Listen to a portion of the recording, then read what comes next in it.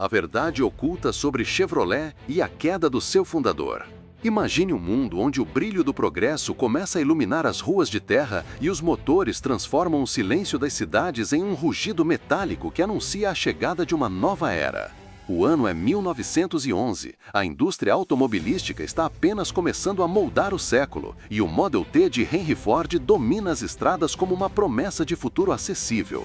Porém, em meio a esse cenário de velocidade e ambição, existe um nome que brilha com força e desperta respeito absoluto. Um nome que atrai multidões, ocupa capas de jornais e inspira até os concorrentes mais poderosos. O nome é Louis Chevrolet, o homem considerado por muitos o melhor piloto da América e o espírito que daria origem a uma das marcas mais influentes da história dos negócios, da indústria automobilística e da história corporativa mundial.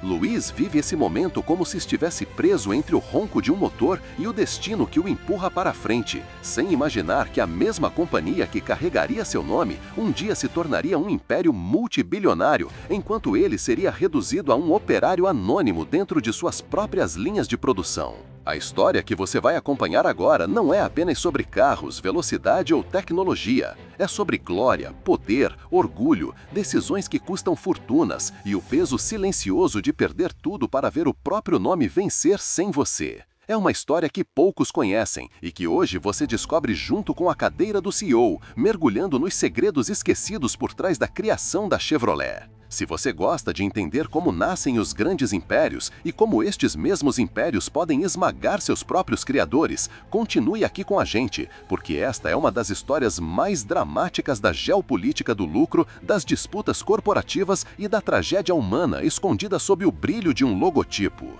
Louis Chevrolet nasceu em 25 de dezembro de 1878, no pequeno vilarejo de La Chaux-de-Fonds, na Suíça, cercado pelo silêncio branco dos Alpes e pelo ritmo preciso da indústria de relojoaria, onde seu pai trabalhava para manter uma família formada por 7 crianças. A infância de Louis não foi marcada por privilégios. A crise econômica que atingiu a região obrigou a família a abandonar sua terra natal e cruzar a fronteira em direção à França, onde tentariam recomeçar em uma pequena loja de consertos de relógios. Mas o dinheiro era pouco, a fome era constante e a pobreza parecia se instalar como sombra definitiva. Foi nesse período duro que Louis, com apenas 11 anos, deixou a escola para trabalhar em uma oficina de bicicletas, lugar onde descobriu duas coisas que mudariam completamente sua vida: habilidade mecânica e paixão pela velocidade. Ele se tornou tão eficiente que, aos 16 anos, criou sua própria bicicleta, a Frontenac. Competiu com ela e venceu diversas corridas locais, trazendo comida para casa e revelando ao mundo que aquele garoto magro, de mãos sujas de graxa, tinha nascido para correr.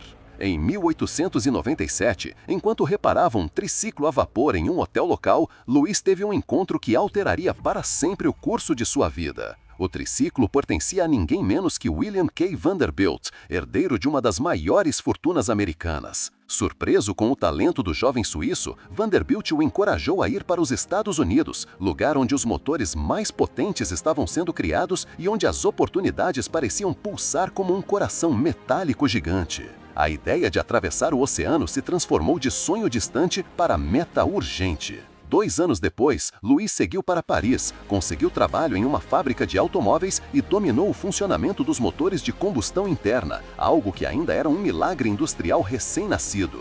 Foi ali que ele aprendeu tudo o que precisava para dar o salto mais importante de sua vida. Com o dinheiro que conseguiu juntar, embarcou para a América e desembarcou em Montreal antes de finalmente chegar a Nova York, onde começaria uma trajetória que poucos homens na história conseguiriam igualar. Nos Estados Unidos, Louis passou por várias oficinas até ser contratada pela filial americana da Fiat em 1905. A partir deste ponto, tudo mudou. Sua habilidade natural ao volante, combinada com seu conhecimento técnico, o transformou rapidamente em um dos pilotos mais respeitados do país. Em sua primeira corrida oficial, ele quebrou o recorde mundial de 1 milha, algo que o colocou imediatamente nas manchetes. Seu estilo agressivo, sua força física e sua coragem para enfrentar máquinas brutais em pistas perigosas renderam a ele o apelido de The Daredevil Frenchman, o Demolidor Francês. Mas esse talento também tinha um preço alto. Louis viveu entre vitórias históricas e acidentes que quase tiraram sua vida, enquanto via colegas mecânicos perderem a própria existência nas mesmas pistas que o consagravam. Mesmo assim, o mundo o via como o herói que dominava o caos e transformava motores instáveis em instrumentos de glória. Foi nesse momento que ele chamou a atenção de um empresário ambicioso, visionário e controverso, William C. Durant, fundador da General Motors. Durant era um maestro corporativo, um homem que entendia de vendas, marketing e poder como poucos na indústria americana. Depois de ser expulso da própria empresa devido a decisões financeiras arriscadas, ele precisava voltar ao jogo e enxergou em Louis não apenas um piloto, mas um símbolo.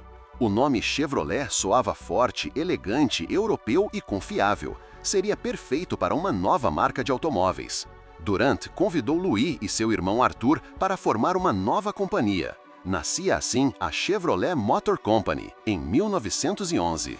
Louis mergulhou no projeto com a mesma intensidade com que entrava em uma pista de corrida. Ao lado de seu amigo Etienne Planche, dedicou meses a criar o primeiro carro da marca, o Chevrolet Classic Six, um automóvel sofisticado, luxuoso e poderoso. Era exatamente o tipo de carro que Louis acreditava que sua marca deveria representar. Porém, enquanto Louis pensava em velocidade e inovação, Durant pensava em mercado, volume e competição direta com Henry Ford.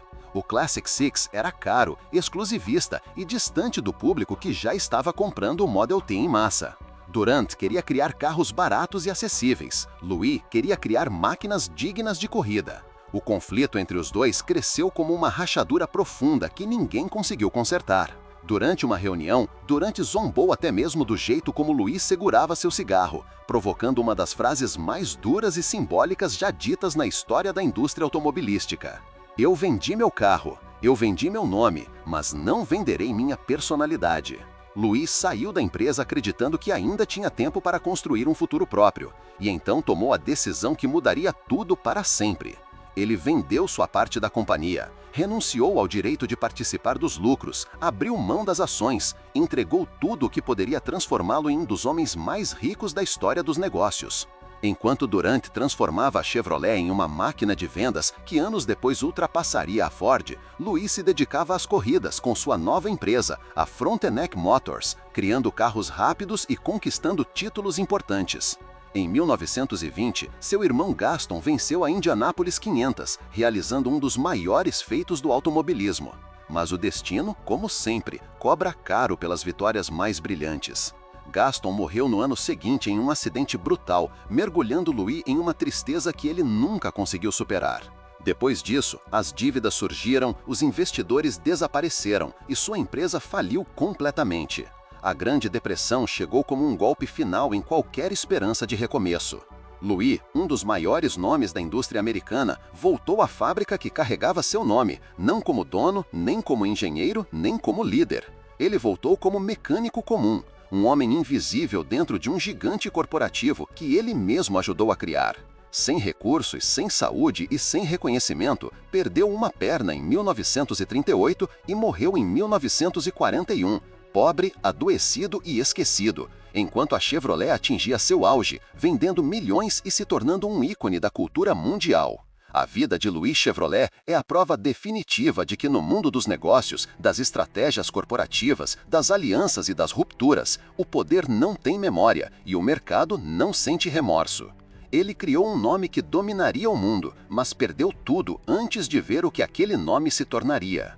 Hoje, enquanto milhões dirigem carros com a famosa gravata dourada, poucos sabem que o homem responsável por esse símbolo passou seus últimos dias como operário, trabalhando diante do logotipo que carregava o próprio sobrenome. A história de Louis não é apenas sobre automóveis, é sobre orgulho, destino, escolhas que valem milhões e a ironia devastadora de ser esquecido pela própria criação.